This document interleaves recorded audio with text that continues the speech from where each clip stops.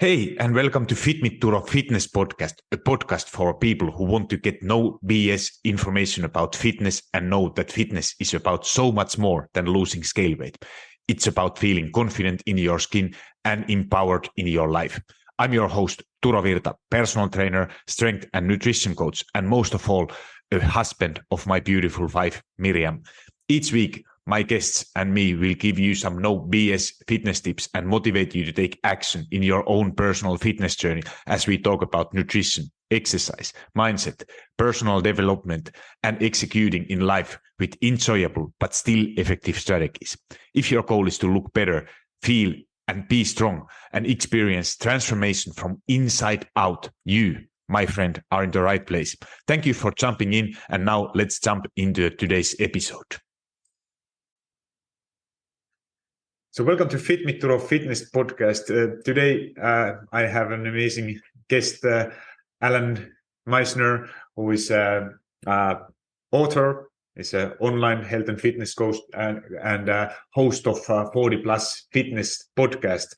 So it's a very, very popular podcast, and I only can recommend to check it out. And Alan, but before telling what Alan is doing, let's get know who Alan is, and so Alan, first of all, thank you for your time coming to my show, and tell a little bit for my audience, who, if they don't know you yet, who you are and where you are living, what you're doing, some normal stuff, and then let's get into fitness stuff.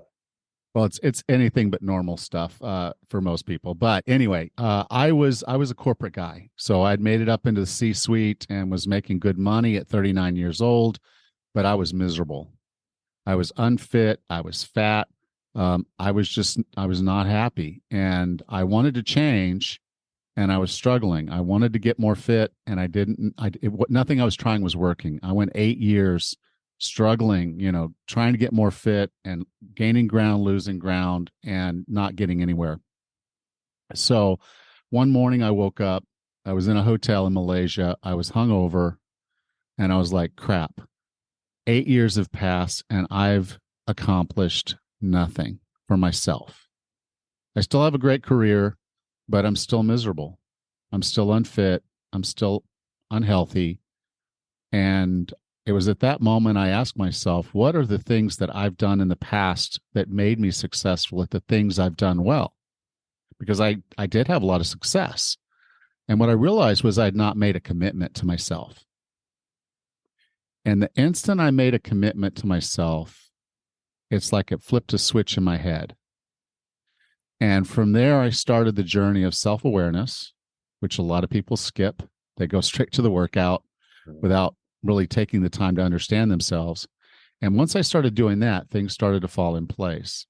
And in about 11 months, I lost 66 pounds.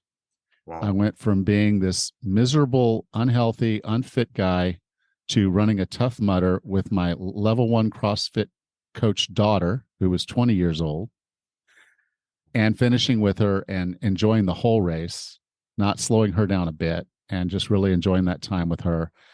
And doing that made me realize how hard this can be for other people to get past themselves, to really figure out what they need to do, because it's different for each of us. Yeah. And in doing that, I started becoming an online coach. Flash forward a few years, I got laid off, and I told my wife, I'm like, I'm not going back to corporate because that doesn't serve me. Now, a lot of people say, okay, that's gutsy. But then my wife and I sold everything we owned, and we moved to a Caribbean island. And it's called Bocas del Turo, Panama. And that's where we live now. My wife runs Lula's, which is a bed and breakfast. I help her when I can. But I do my thing. I help people online get healthy and fit. And I love what I do. So not normal, because everybody says they want to sell everything and move to a Caribbean island, but my wife and I actually did it. Wow. That's it. And how old are you now? When was that thing when you said that you were 39 at the time and that you got the realization? Right. I did the Tough Mudder at 46. I'm 57 now. All right. So that's 18 years ago when that kind of everything started. Yes. Well, I say started. It was started and stopped and started and stopped. Yeah. But when Because like, you got that hit at the point that now, it's not where I want to be. Yeah. But it took a long time for me to figure that out. And that's why I do what I do, because I think so many people want to get fit. They just don't know how to make themselves change in a way that is sustainable. So I'll give you an example. There were these videotapes, back DVDs, okay, that dates me, with Beachbody, and it was called Insanity, okay, and it was Shaun T. And I thought that was great because I was traveling a lot, and I said, I could just do these DVDs. I don't need any equipment. I can do it in my hotel room. Perfect, right? I took all the DVDs, I ripped them to my iPad, and then I did the benchmark workout. Okay, it's just the benchmark. So it's not even really a workout. It's just to find where your fitness level is. Yeah. The next morning, I couldn't get out of bed. I had to call in sick to work. Yeah. Because I was hurting so bad. It hurt to dial my phone. Oh yeah. And so it was these starts and stops. So I didn't do a single one of those workouts at all. They sat on my iPad until I handed it back over to the company a year and a half later. I never did a single one of them. Yeah. And so, we start this journey and we want to do things, but we don't really get our head straight first and understand what this all requires. I was not who I was. So one of the blockers that a lot of people have is they keep looking backwards and they keep saying, look, I was this great athlete. Yeah. So I should be able to do this little workout, right? This little 20-minute benchmark workout. That shouldn't be a problem. I was this great athlete. Well, I wasn't looking at myself in my current situation, and I definitely wasn't looking ahead, because being what I saw on the screen was appealing. I wanted to look like those guys. I wanted to feel like those guys, but I wasn't one of those guys. And so I had to recognize that and realize this is my current windshield. This is what I have in front of me, and I have to focus on that. Yeah. And if I try to focus on who I was and try to be who I was before I do the right things first, I'm going to break myself. Yeah. And that's the whole point. When you're over 40, breaking yourself is serious business because it puts you out of the game. Laying there in that bed, like I said, I never did another one of those workouts. Yeah. And you probably shouldn't do. And this is something like what I want to go a little bit deeper on those that kind of workouts. I just want to share a little bit about my background. Like I can relate so much of kind of everything what you said. Like looking back what you have done, it's an on the other side, it's a good thing when you have if you have been like my background. I was a professional ice hockey player up to a point I turned 30. And then I had obviously until that time, like from my 15, when I was 15, turned 15 to 30, I was strength training pretty, like, obviously it was performance-based strength training, never trying to get some bodybuilder or anything. But then I was kind of so tired of everything, and I didn't want to do any kind of strength training. I didn't want to see the gym.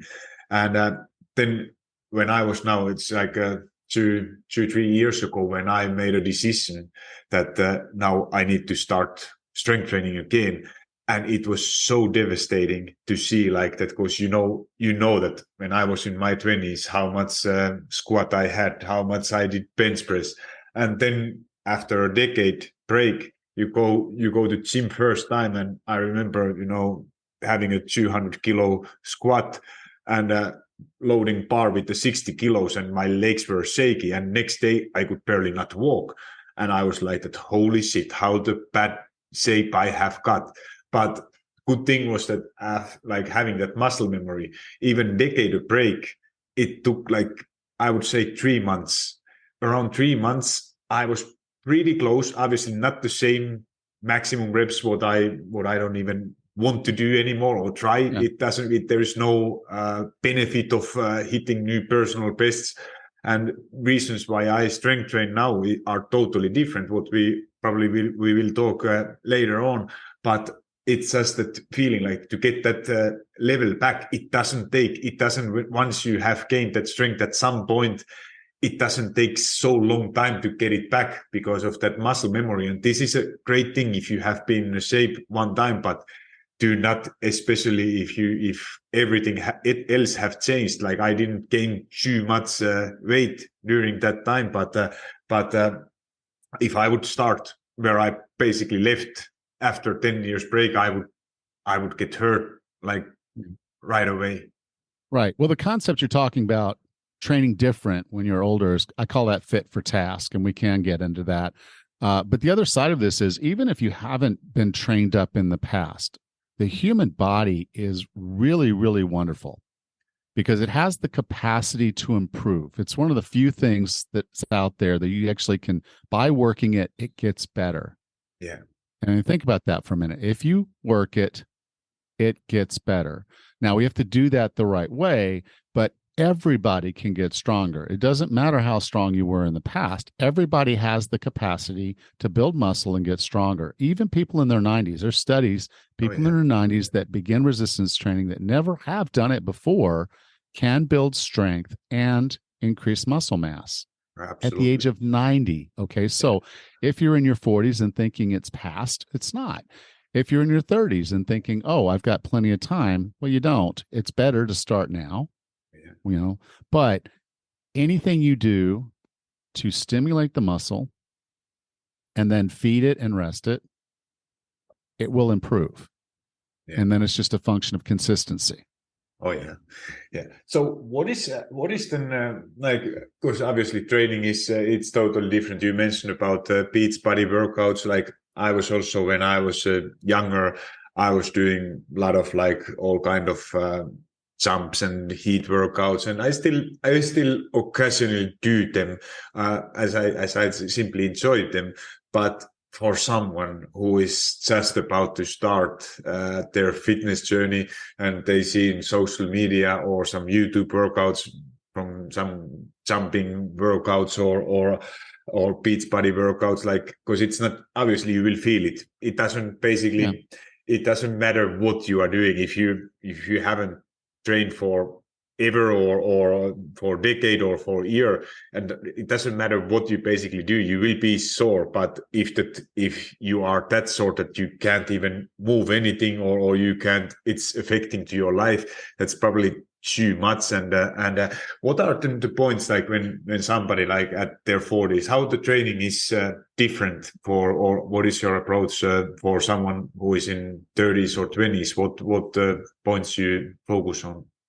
Well, one of the things that must come up is, where are you right now? And I'll give you an example, 2 examples. Okay. I have one client, they're the same age. They're exactly the same age. They're both 47 years old.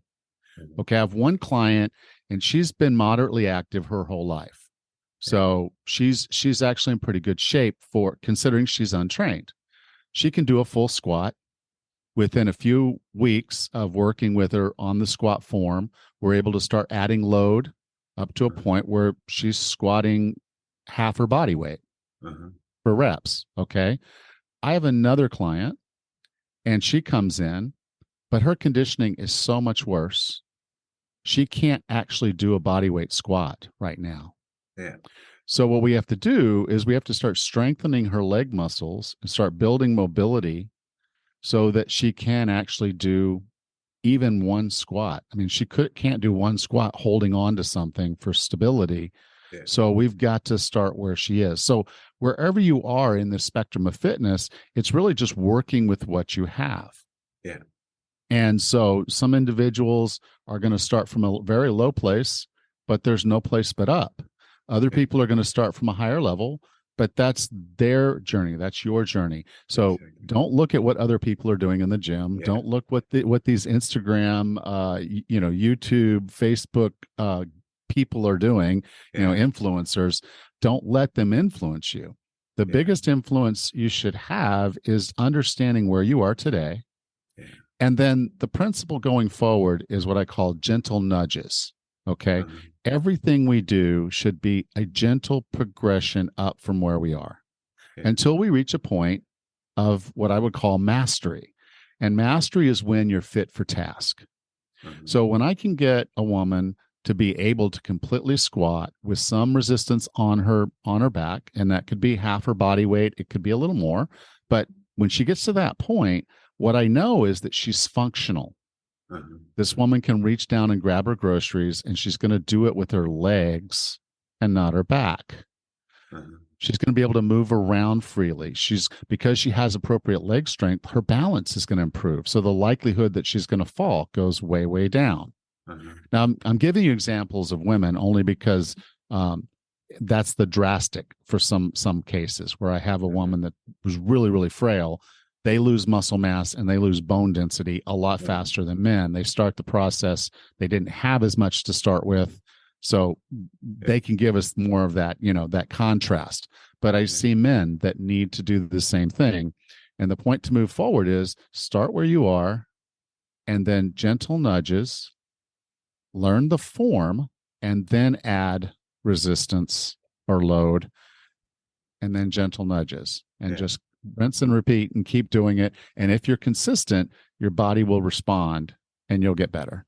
Yeah, no, that's so well said. And what I hear, and probably you too, all the time, is that they say that I'm starting from zero, but there's nobody who is in zero. It's just that starting point is just a bit lower. Than it depends to who you compare yourself. And every race you run, you start at a starting line. Yeah, you are. Now the you difference are not in this zero. race is the difference in this race is we're not all at the same starting line. Yeah, exactly. Your starting line is different than my starting line. Yeah. And here's the other key component that when I talk about fit for task is your finish line is different than my finish line. Oh yeah. Because the things you need to do in your life are different than what I need to do in my life. So fit for task is this concept I have where it's like, what do you need to be? Yeah. Okay. What do you need to be? So we're running a bed and breakfast, right? Now, one of the things about our bed and breakfast is that we have water bottles, these 5-gallon water bottles. Now, a 5-gallon water bottle weighs about 44 pounds. Okay. And some of them have handles and some of them don't. But we get a delivery of water. We'll get 7 to 10 of these bottles of water, and they're at the front of the house where they get dropped off. And then I have to distribute them to where they need to be that in the back of the house, which is 30 meters away, or be that to the back of the house and upstairs, again, 30 meters and now up a flight of stairs. Yeah. So I have to be able to carry 44-pound bottles of water, sometimes 2 at a time if they have handles, from one place to the other. So I get them all back where they need to be in storage. And so that's a fitness level that I need to maintain. I have a wife that I'm taking care of, not taking care of, but she's my wife. Yeah. 20 years from now, she may need my help. What if she falls and I need to help her to her feet? What if she is sick? I need to be able to help her. So I need to have the strength, the dexterity, the stamina to be there to help my wife. Yeah. When I'm 105, I want to be independent. I want to be able to wipe my own butt. Okay, when I'm 105. And a lot of people kind of laugh at that, but that requires me to get up from a chair, move quickly, get into the bathroom, sit down, do my business. It was a squat. There's the squat again, right? Yeah. Do my business, clean myself up, and back up on my feet. Again, rising from the squat, and then go back in there and start watching my TV program again. But I need that fitness level to be able to do that. And so few people are working on maintaining their fitness just to be the thing they want to be. If you like playing tennis, you could still be playing hockey. Now, you just need the fitness level to be able to safely play hockey. Yeah. And so it's just those things. What do you enjoy in your life? What do you want out of your life? When you retire, do you want to just be this old invalid that sits around in a wheelchair? Yeah. Or do you want to be out and about doing things? When you're older, do you want to be independent, or do you want someone to have to wipe your butt? And so it's this whole concept of you need to be fit for who you want to be and who you're going to be. And if we're going to age properly, fitness is a big part of that. If we don't do something for it, sarcopenia and osteopenia will erode our bodies, we'll become frail, we'll become weak, and we'll waste away. And I don't think anyone really wants to fade away like that. They just don't think about it, and they don't do what's necessary to build fitness to be fit for task. Yeah. No, this is it's so important to understand, like what you said, like for example, for me, like obviously I'm still ice hockey referee playing myself, and being at the age of 41, trying to keep up with the professional athletes, professional players who are in their 20s. That's my goal to, and it's kind of motivating me. I don't need to, I just need to stay with them and skate with them. But it's kind of helping me to motivate myself to work out. But also then on the other side, like my motivation, let's, if you go dive into a little bit about motivation and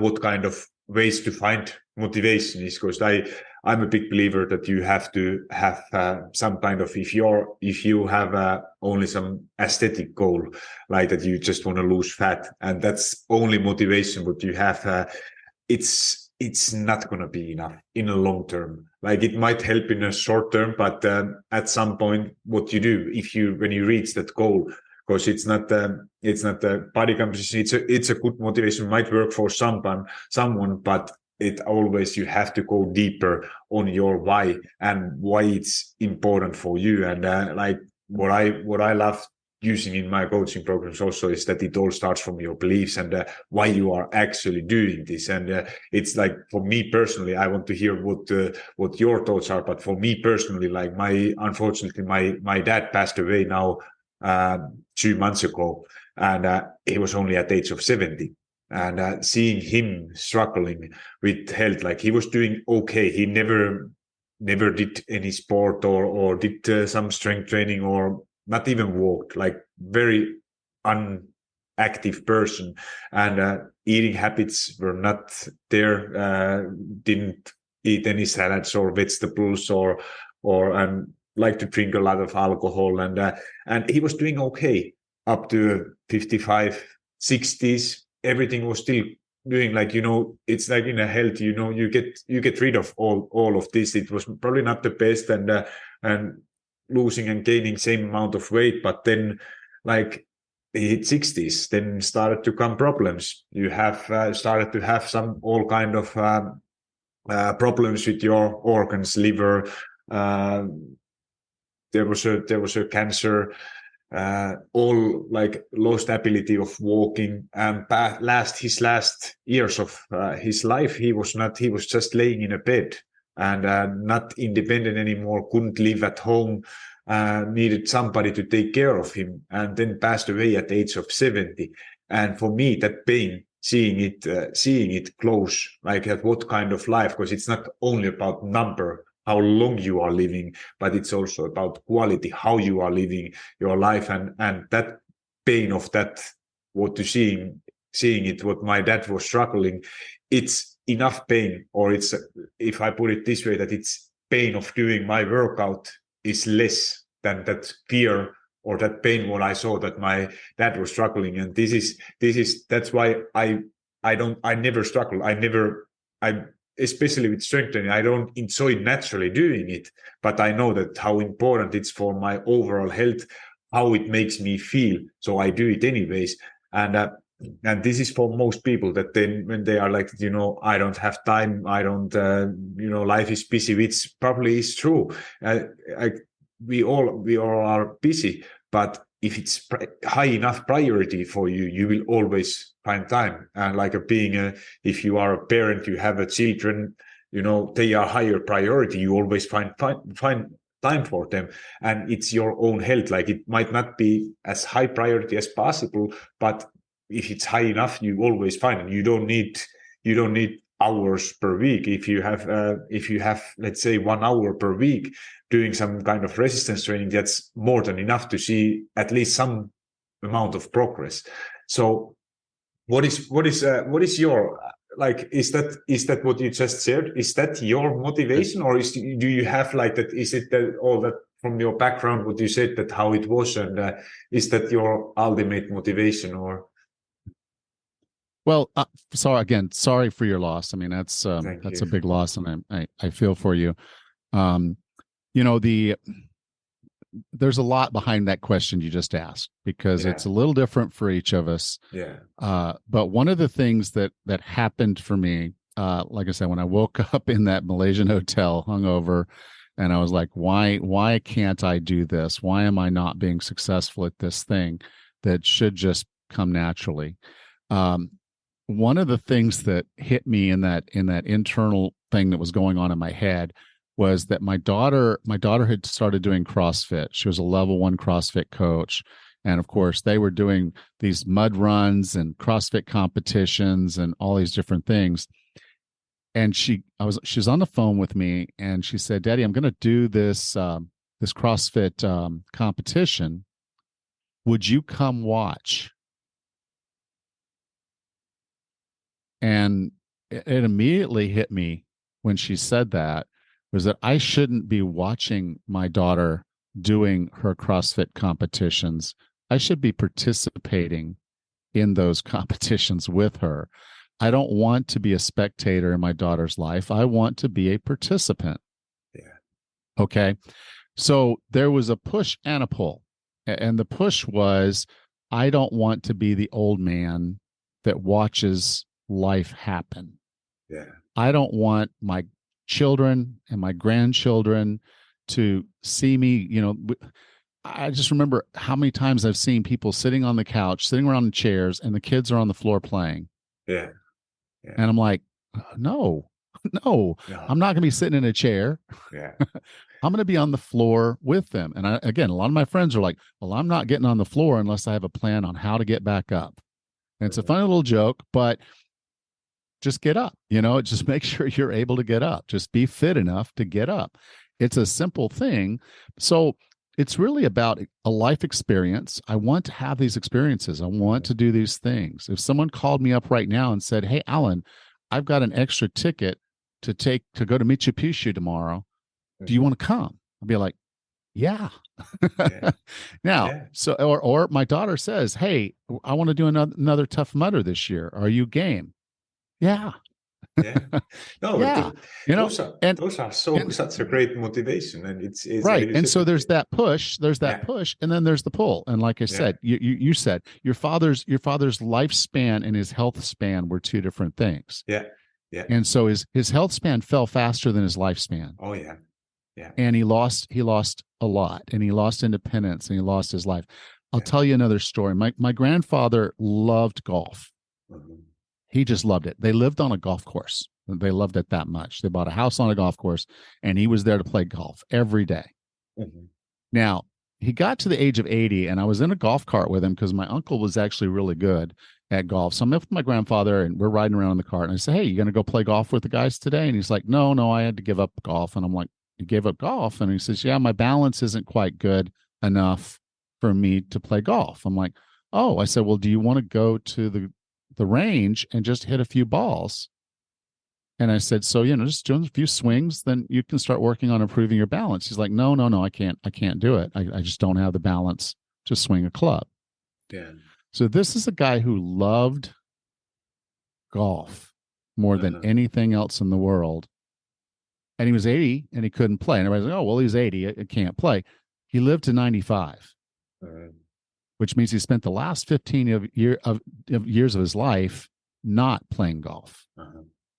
Now, flash forward about 10 years, he's 90, and that was the last time I saw him in person. He could not leave his apartment because he couldn't make it to the bathroom fast enough. So a lot of times, but he shat himself right there in the chair. Okay. So now he's got to call for help because he's in an assisted care unit to come clean him up. Yeah. And so, I joke about the wiping my own butt. Yeah, but I do that. There's a reality behind this. Okay. Yeah. There's a reality behind this of your health and fitness and your lifespan. And if your lifespan is significantly longer, and by significantly longer, I mean more than an hour or two, then you're gonna go through some misery. And it's something that you can do something very simple today to be ready for that. So that doesn't happen. And so there's a push and a pull. There's a push for me to think about what's the possibilities, what my children are doing, what my grandchildren would do. I mean, when I was my daughter's age, when I was in my 20s, we didn't have Tough Mudders. I mean, I think the craziest thing people did was this 10K. You know, we'd do a 10K run, or, you know, we'd play football or whatever we did. We played sports. Then they came up with these mud run things by the time my daughter was in her 20s. And I'm like, okay, I don't know what my grandkids are going to be doing when they're in their 20s. Uh-huh. I'm probably going to be in my 70s. Yeah. But guess what? This 70-year-old's going to be doing it with them. Yeah. Okay. Yeah. I'm not going to be a spectator. I am Yeah. not going to be a spectator in life. Yeah. I'm going to be a participant. If someone calls me up and says, hey, I want to go kayaking, pump, I'm on it. Yeah. Someone says, hey, let's go play some volleyball, pump, I'm on it. Yeah. Things I love to do with friends, with family, I'm going to be a participant and not a spectator. Yeah, and I love it. It's just a great another example, like of doing things, being there longer, being able to live life, quality life, not only aging, because those are two different things, and with a better quality. And when that is what is that deep inside, and what you always need, and it's not that you know, if you, like I said in the beginning, like if your goal is just to lose a couple of pounds, it will never be enough to motivate that, you know, because whatever those couple of pounds, it's also good without them. But then when you have that bigger fear, or what you are scared more, or what you want to achieve later on, then that is always that ultimate motivation. So what is then you have an interesting quiz about different types of motivation, like what you have seen, as you have worked with many people, talked with hundreds of fitness professionals. What are the ways to stay motivated for different people? Because obviously we are all different. We are. And so, like, yes, I've dealt with thousands of clients, and I've talked to hundreds and hundreds of fitness professionals over the years, done all kinds of certifications. But what I've found is most people fall in one of five buckets, okay, with their primary health, you know, their primary motivator, their primary blocker, their primary thing. When they solve this one problem, this one thing, they figure this out. It's a self-awareness thing. When they figure it out, it makes a lot of this a little easier. So I'll give you a perfect example. Right now, you and I are what I would call an atlas. Okay, so an atlas has to have something in front of them. Okay, for you, it's keeping up with the young guys on the ice. Okay, that fires your belly. It's like, okay, I'm going to do this HIIT workout because I know that's going to help my stamina, so I'm going to be able to keep up on the ice better. So you do your workouts, even if you don't necessarily enjoy them entirely, you know they're building you towards something. So you know you need that bigger thing. And like I said, for me, the first time was a Tough Mudder. It's a 13-mile mud run with 25 obstacles. It was at the time the hardest mud run out there, obstacle course mud run. It was the hardest one there was. It was probably the only one up to that date that someone had died at. So this was not a joke. This was hard. And I wanted to be able to do it and keep up with my daughter. So I, at that point, looked at myself as an atlas and said, that's the goal. That's where I want to be, finishing this race with my daughter. And when I did, that's something nobody can take away from me. So for me, it was having a direction, having an end goal, having a destination. So that's an atlas. Another one that's really common is tires. And tires need traction. So you start a workout program and you don't see results, you want to quit.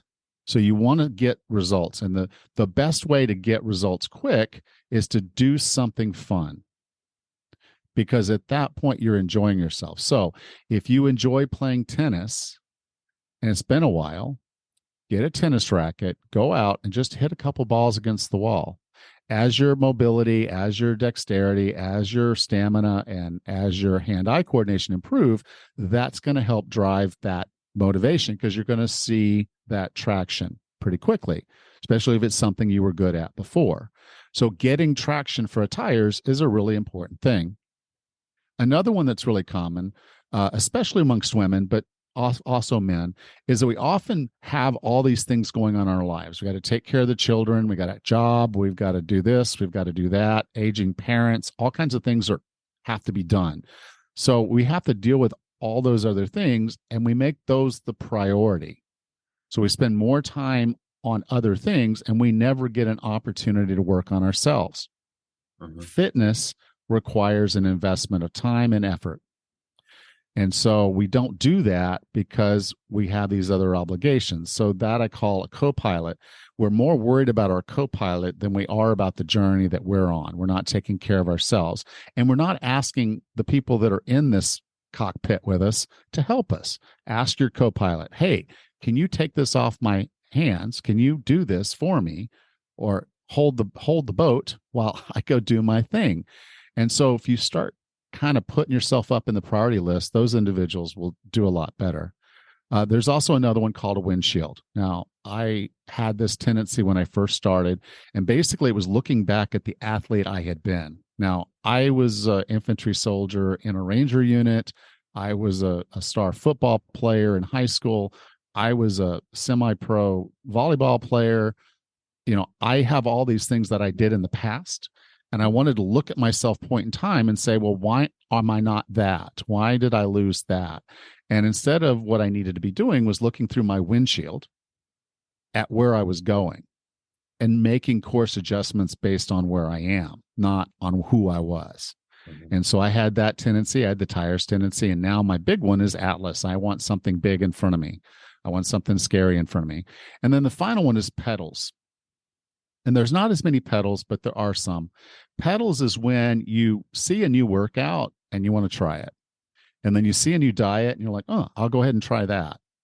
And so you're like, oh, well, there's this intermittent fasting thing. I want to go try that. And there's a keto thing. And this person says if you do this little juice cleanse thing, then that'll work. And I need to be drinking lemon juice and some cinnamon and some apple cider vinegar. And then, when I do my workouts, I need to wrap something around my biceps so they'll grow faster. And you're doing all this stuff, and you're not consistent with any one thing. And so you're trying a new thing so you're pressing the gas and you're pressing the brake. You're pressing the gas and you're pressing the brake. And you're not giving any one of those things enough time and consistency to actually start working for you. So you're like, oh, well, I've got to go do some HIIT training. And then the next day you're doing some lifting. And then the next day it's like, well, I got to do some things for my balance. So I'm over here walking this rope. And then the next day and so it's like, well, I'm not seeing any benefit. Right, because you're not sticking with the one thing that would get you where you want to go. Yeah. And so those are kind of the 5. And all of us have little bits of all of those inside of us. You probably resonated with a few of those. Yeah. But you're going to have a primary one.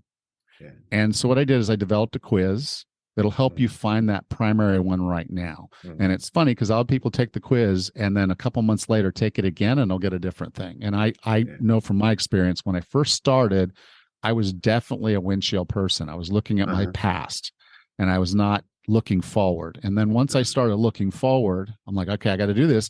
I couldn't get traction. Just try the beach body thing, fail, try this thing. I decided, okay, I'm just going to go out and walk. I can walk. Right. And it's hot and I'm in Malaysia and I'm walking. And then I get on an airplane, I fly home, and then I go into convulsions. I almost go into a coma because my sodium levels dropped. And I was dehydrated. It's called water poisoning, hypotermia or something like that. And I literally collapsed at my desk and then went to an emergency room.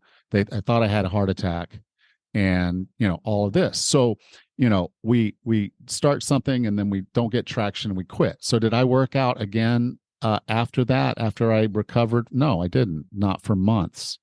And so it's the got to get traction thing. Once I got the traction, then I started changing a little bit. That's when I felt drawn to be a part of my daughter's life. And that's when I realized, okay, now I'm an Atlas. Now I can look forward to a big thing, a scary thing.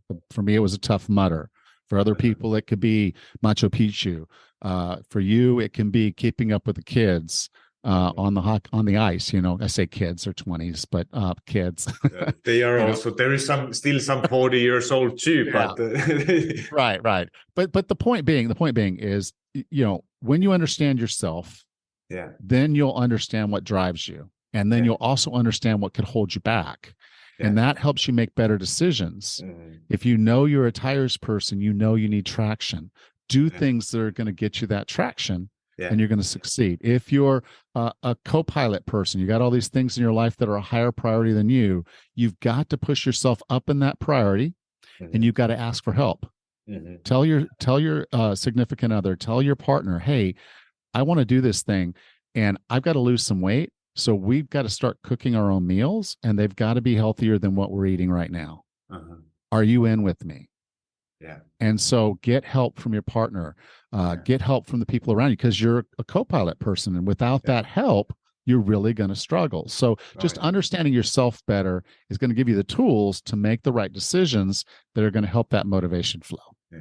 No, I love that idea of these quits, and it reminds, like, I have similar kind of quits, dieter type of quits. It's basically done with exactly the same thing, except it's only nutrition wise. That how is that if you are struggling, for example, to maintain your weight, that it's first to understand that what is your background, where you are coming from, and then when you know that what you have been struggling and why this is happening, like, because it's often like, that's why I was making notes like hell of these types what you said, because they are so similar, but just in a combination of that working out, when you think in a diet world or nutrition wise, like if you see that what you call the pedals, I call it in my it's a diet hopper, what is like that people who are changing for a new diet, seeing something new,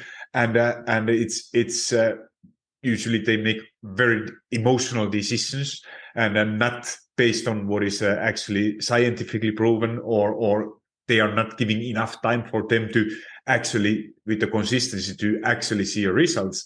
And then, like typical yo-yo dieter, it's exactly the same, that those things that they are going up and down, and then emotions when something is not working, they are that I'm out of here or I quit, and then trying, maybe waiting that motivation is already there, and then but it's only like there is no right and wrong way to do it, except probably I would say that if that pedals what you said, that if you are jumping from another thing, but there's also a way how to approach it, like that, to keep it like a kind of, if you have for example workout program, what is, you change it every once in a while, you focus on, and this is kind of what I because I don't need too much variety, but always like I love, and what I use a lot of for my clients too, is that we focus on different goals. Like, for example, in the strength phase, strength training is always going to be strength training. But when you change month after month, what kind of rep ranges you are using, maybe for a couple months, like it's good to have a different goal. Like if you have like what I do for myself and some of my clients who have like, for example, some endurance goal, focusing, leaving strength training a little bit less away, focusing more on endurance, and kind of this way changing things around and kind of focusing. Because if you are doing, let's say you focus only on strength training, but you are never doing any kind of heart health exercises or endurance training, because they are all important. But if you know, probably the most optimal way is to focus on everything, trying to do everything at the same time. But if you periodize a little bit and focus, like put a little bit strength training on the background and doing a bit less and focusing more on improving cardio, you get in a shorter period of time kind of all results.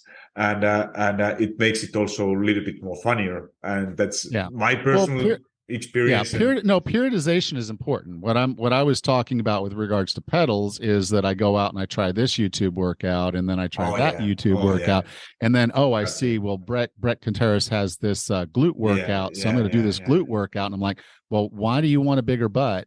Is that what you want? It's like, well, it's a glute workout, it should have strong glutes, and I'm like, yeah, but Brett wants you to have big glutes, not strong glutes, but that's cool.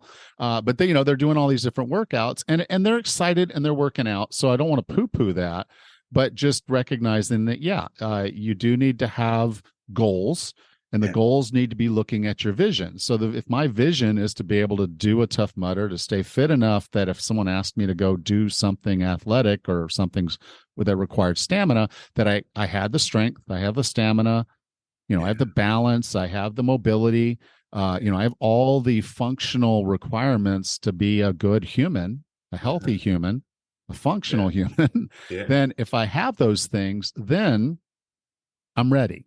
Yeah. And with a moderate amount of training in the right areas, I'm ready to do just about anything that I want to do.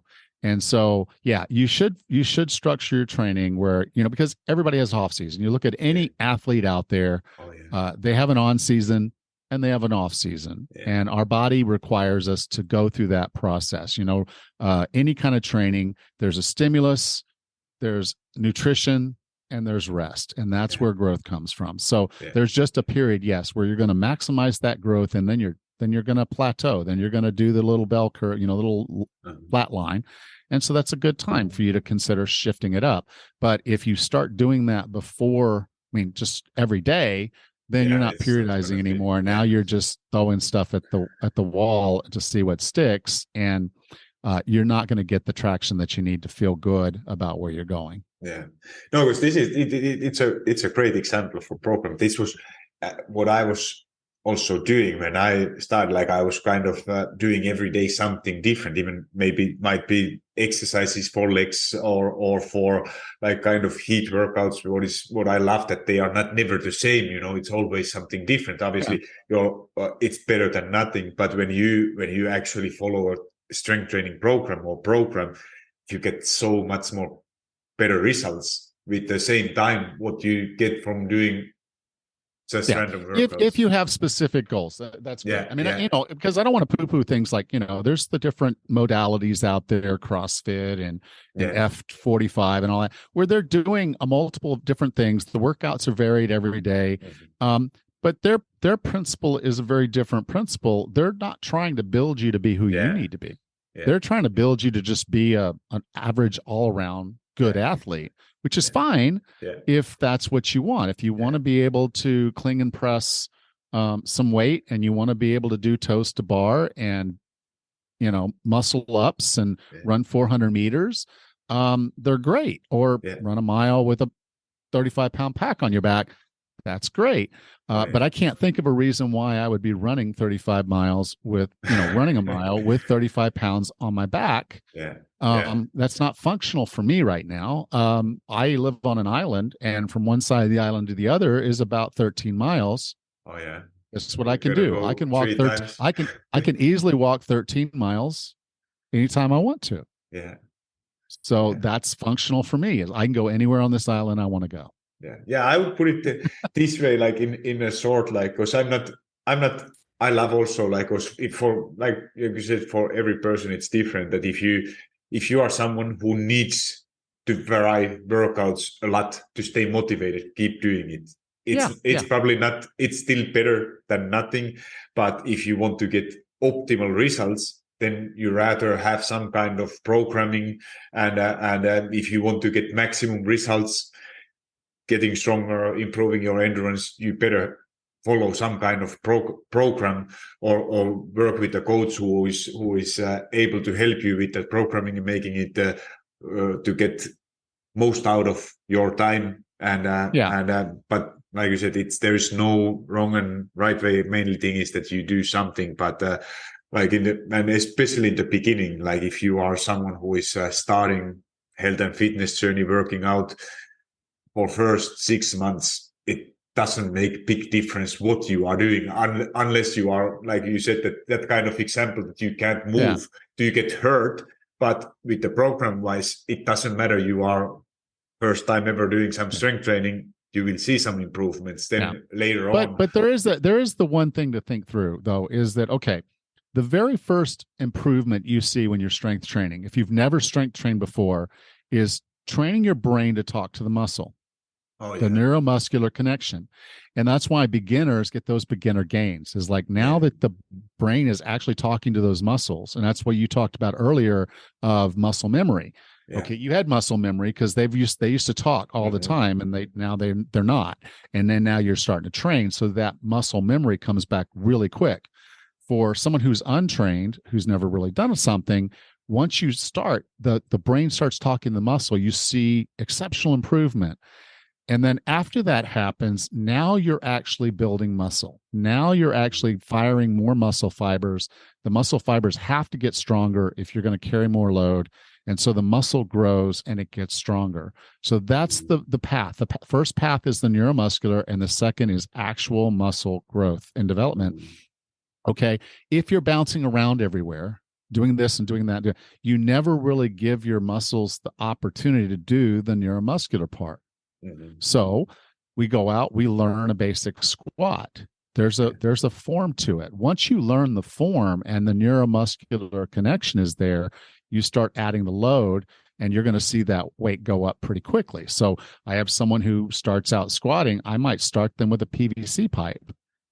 And then we work up with, I'm saying, okay, now I just want you to hold some dumbbells. And then we really, within a few weeks, most of my trainees at least can do a squat with a 45-pound bar on their back.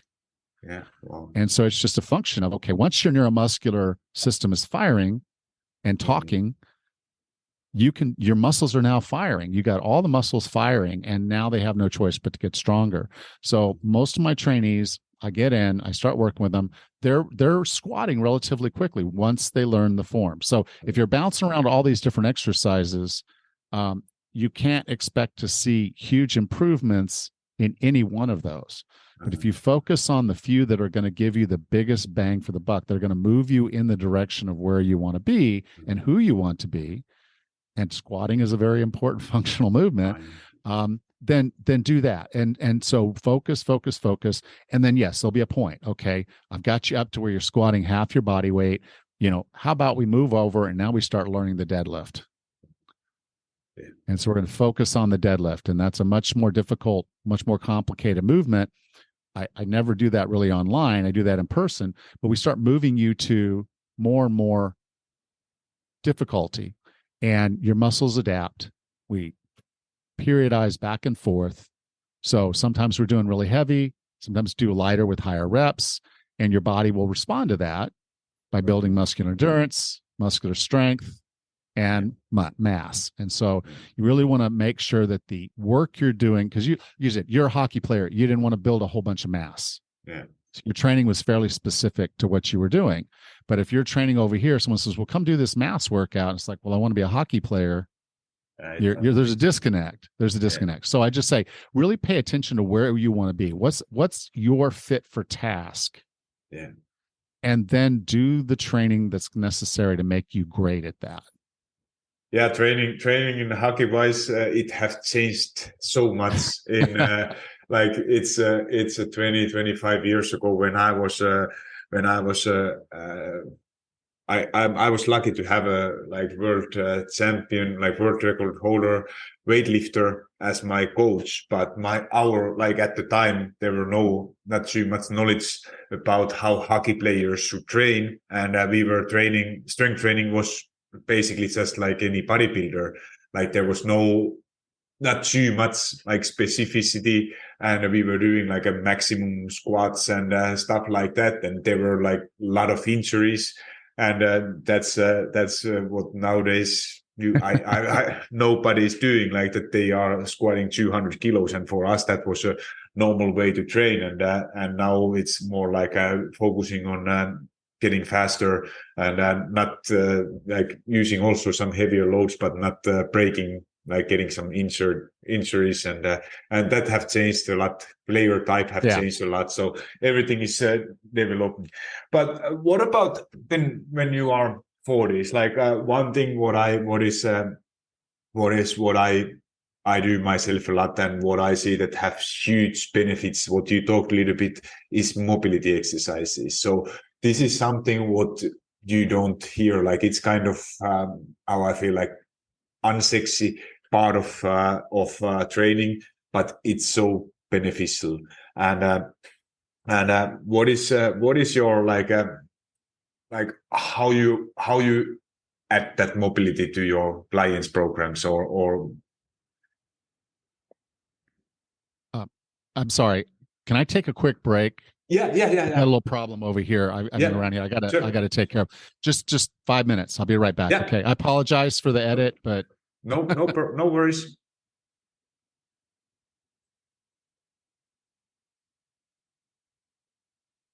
So Alan is back. Sorry for interruption. Yeah, sorry about that. So mobility is a kind of a funny thing. Most of us sit in our chairs all day long. We do certain repetitive things over and over and over, and as a result, our body adapts to that position. Our calves get shorter, our hips get shorter, and so we're not actually moving in a very effective way. And in fact, that's usually what's causing most of the aches and pains that people feel when they get over 40. So I'll give you a perfect example. I have an injury playing volleyball. I turned my ankle thousands of times. So I really struggle with dorsiflexion on my foot, particularly my right foot, which was the ankle I seemed to turn the most. I guess based on hitting and landing. But anyway, neither here nor there. Because I have scar tissue in my ankle, and because my calves are relatively strong and tight for springing up and jumping, I have a difficulty with dorsiflexion. Dorsiflexion is when you bring your toes towards your shin. Okay, so if you're going to do a good squat, a good quality squat, you need dorsiflexion to allow the ankle to bend in the right way where your knees are not crimped, because if your knees can't go forward the right way far enough, then your butt ends up going forward. You end up leaning forward, way forward. So you can try this exercise at home.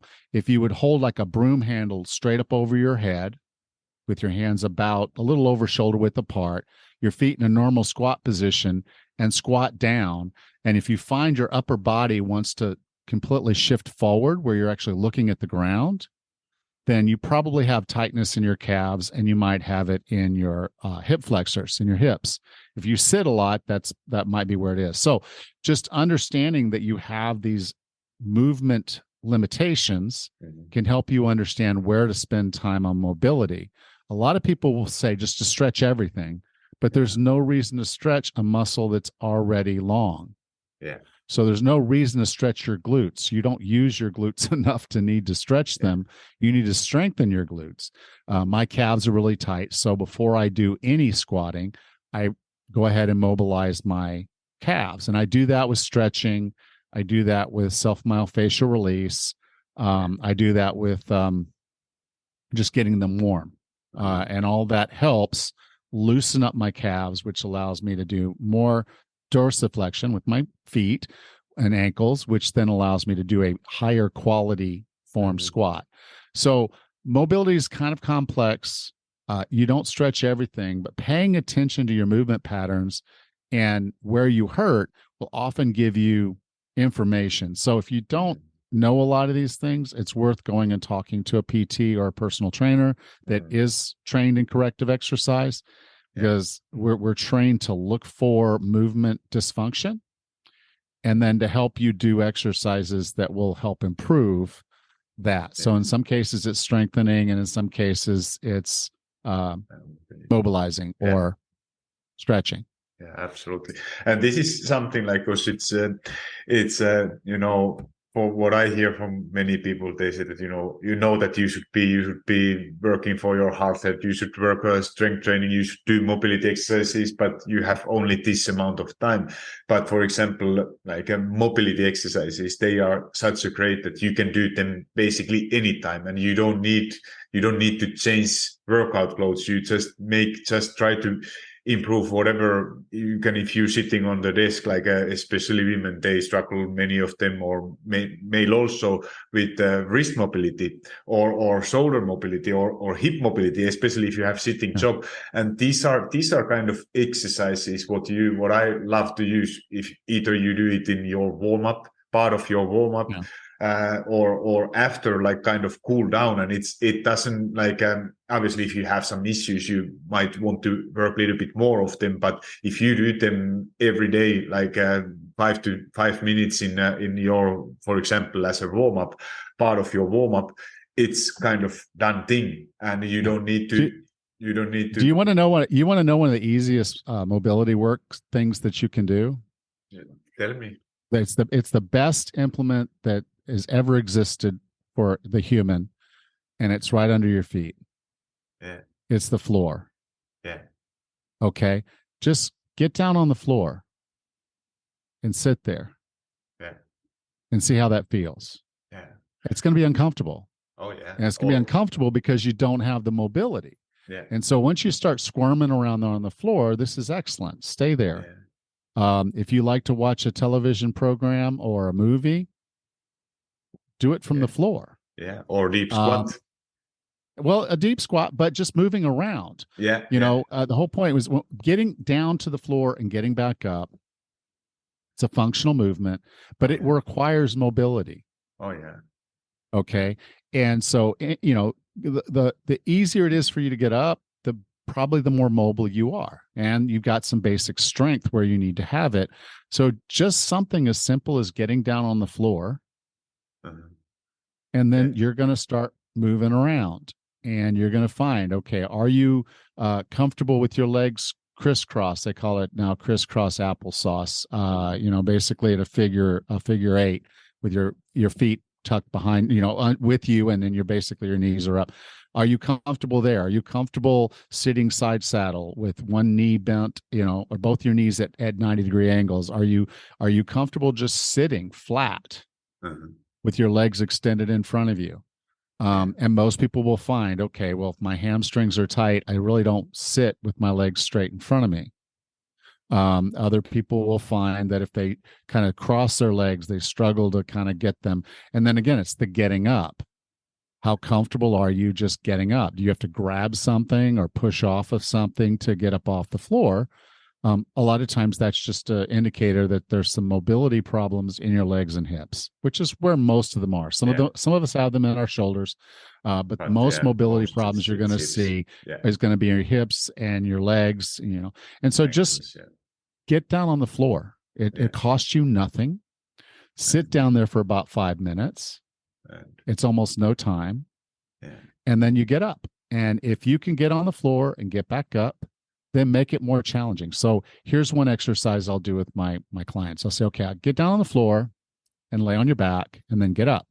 Now lay on your side and get up. Lay on your stomach and get up. Get on the other side and get up. Now place one of your hands on your knee while you're laying on your back to start. And imagine that hand is glued to that leg, to that knee. You can't remove it. Okay. It's stuck. So you've bent the knee so you can reach your knee, but you're sitting there in this position, laying on your back. Now get up. Okay. And you'll figure it out after time. And it's like, okay, lay to one side with the hand on the knee and get up. Another side. And then if you can, lay on your stomach. That's a little less comfortable, but you can. And then get up. And then both hands on the knees and get up. So you see there's a progression there. Okay. And so it's progressive. You'll find initially with both hands on the knees, it's much more difficult because now you can't push off of anything. You can't do anything. And then the final bit of this is there's a thing called a sit down, stand up. And the principle is you try to sit on the floor without using your hands at all or touching anything else. And you try to stand up. Now, you can look up Kelly Starrett. He was on a recent television program called Good Morning America, and he did it on live national television, this sit down, get up. And that's sort of the ultimate measurement that you have good hip and leg mobility and strength is the capacity for you to just sit down on the floor. You cross your feet and then you try to sit down on the floor, and then you just try to get back up without ever placing your hands anywhere but in your lap. Yeah, those are great. I remember I got to try those. We practice actually when I was a hockey player, a lot of that kind of exercises, getting up without using hands and hands behind your head and stuff like that. So those are great simple exercises what you can do it. So to wrap up this episode, what is for number if you are over 40?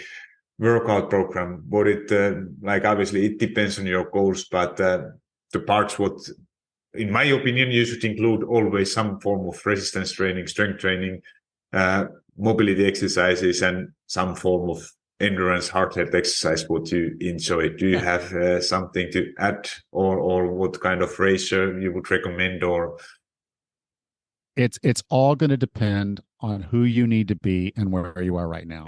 You as a hockey player or a hockey referee have a very different training requirement than I do as a bed and breakfast owner on an island who wants to be fit to be able to do whatever my kids want me to do. It's a very different thing. So just pay attention to where you're going. What do you want to be? What do you want to do? So, and it'll change over time. So, if you got a big event coming up or something you're going to try to do, your training will change. It should change so that you're fit to do that thing. So if it's just basic fitness, then yes, a good balanced approach, like you said, there's some stamina work, there's some strength work, there's some mobility work, there's balance work. And if there's anything sports specific, if you want to play tennis, it's different than if you want to play baseball, which is different than if you want to play hockey, which is different than if you want to play basketball. So just be thinking in terms of who you are and what you enjoy doing. And if there's something you stopped doing, just think about the skills that you would need to have to be capable of doing it again and start working towards that. Yeah, love it. Thank you, Alan, so much for sharing your wisdom. So you have tell a little bit if you want to reach out where to find. You said you have that your quiz, your website, how to work with you.